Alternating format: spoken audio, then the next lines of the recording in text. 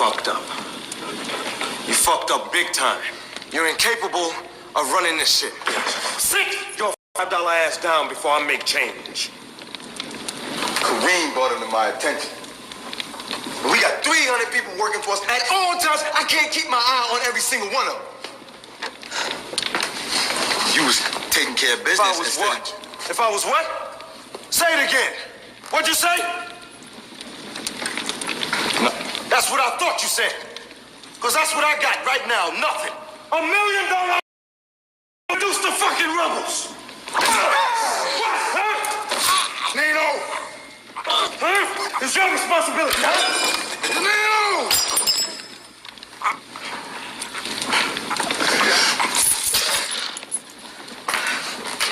I never liked you anyway, pretty motherfucker.